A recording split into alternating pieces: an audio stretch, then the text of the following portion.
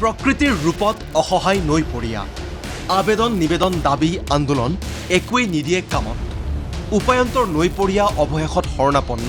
নেদেখাজনৰ ওচৰত চপৰে খহিছে গৰা ঘৰ দুৱাৰ খেতিপথাৰ সকলো নৈয়ে সামৰি লৈছে এফালৰ পৰা কোনোবাই যদি হেৰুৱাইছে আপোন ঘৰৰ ভেটিটো কোনোবাই হেৰুৱাইছে খেতিৰ মাটিডৰা খহুকৈ থকা সোৱণশিৰিৰ গৰাৰ কাষত এতিয়া নিৰুপায় ৰাইজ লখিমপুৰৰ 𝐷 মিচিং গাঁৱৰ দৃশ্য এয়া সোৱণশিৰিৰ খহনীয়াই জীৱনলৈকে ভাবুকি কঢ়িয়াই এইসকল নৈপৰীয়াক কৰি তুলিছে বিপৰ্যস্ত সৰ্বস্বান্ত ইতিমধ্যে এই স্থান এৰি আঁতৰি গৈছে 13টাকৈ পৰিয়ালে কিন্তু বাৰম্বাৰ আবেদন নিবেদন কৰাৰ পাছতো এওঁলোকৰ দুখ দুৰ্দশাৰ প্ৰতি চকু দি খহনীয়া ৰোধৰ কোনো ব্যৱস্থা গ্ৰহণৰ বাবে আহৰি নহল বিভাগীয় কৰ্তৃপক্ষৰ সকলো দেখিও নিৰ্বিকাৰ জনপ্ৰতিনিধি বিভাগীয় কৰ্তৃপক্ষ ইয়াৰ পৰা যদি নদীখন অকমান দ খাললৈ যায় নহয় তাৰ গোটেই অঞ্চলখন ডুবি যাব এইটো আমাৰ কাৰণে এটা ভয়ংকৰ বিপদ ভৱিষ্যতৰ হাকজাননী স্থায়ী প্ৰতিৰোধ ব্যৱস্থা কৰিব লাগে যিমান ঘৰ মানুহৰ খিৰিকী ভূমি ঘৰ বেটি উঠি গৈছে তেওঁলোকক মাটিৰ আবণ্টন দিব লাগে আৰ্থিক ক্ষতিপূৰণ দিব গৃহ নিৰ্মাণ কৰি দিব লাগে আৰু এই নৱালী আৰু গাগৰবালিৰ স্থায়ী গৰাখহনীয়াৰ স্থায়ী প্ৰতিৰোধ অভিযানে আমাৰ আন্দোলন স্থবিৰ নহয় কাজেই নিৰুপায় অসহায় হৈ পৰা এইসকল খহনীয়াগ্ৰস্ত ৰাইজে অৱশেষত অন্ধবিশ্বাসৰ আশ্ৰয় লৈয়েই বিচাৰিছে সমাধান খহনীয়াৰ পৰা পৰিত্ৰাণ পোৱাৰ আশাৰে নৈৰ বুকুত পূজা আগবঢ়াই এৰি দিলে এটি হাঁহ কাম কৰি চৰকাৰৰ লগত যুঁজি 5 বছৰ যুঁজিও আমাক কাম নকৰা হ'ল যেহেতু বুলি কৈ পেলাই যোৱা বছৰ এইটো নিদিলে তাৰ পাছত আজি কৰা কাম কৰিছোঁ আমি পৰম্পৰা এইটো কাৰণ আমাৰ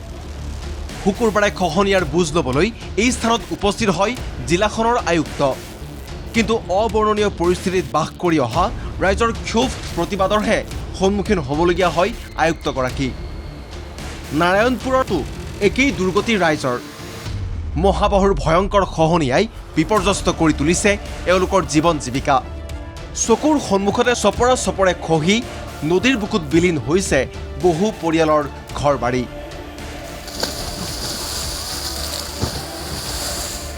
কিন্তু ইমানৰ পাছতো খবৰ ল'বলৈ আহৰি নাই চৰকাৰ প্ৰশাসনৰ আজি বহুত বছৰ বহুত হেক্টৰ মাটি ইয়াত গৰা ব্ৰহ্মপুত্ৰৰ কবলত পৰিছে আজিলৈকে প্ৰশাসনে কোনো ব্যৱস্থা ল'বলৈ দেখা নাই 10 ঘৰমান ভাঙিছে নেকি কলৈ যাব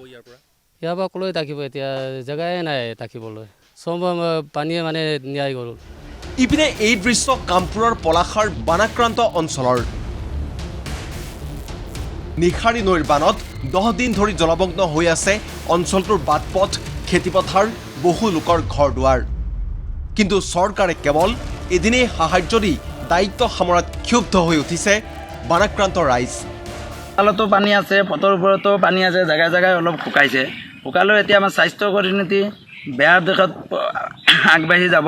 যিখিনি বস্তু লাগে প্ৰয়োজনীয় এইখিনি যে চৰকাৰে সহায় কৰে আমাক আনি এইখিনি দিলে অলপ আমি ৰাইজেও সকাহ পাম ব্যুৰ' ৰিপৰ্ট ND24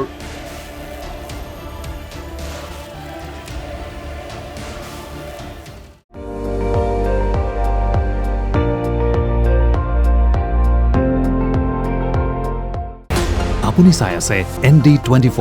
সৰ্বশ্ৰেষ্ঠ নহয় সৰ্বোত্তমৰ দৌৰত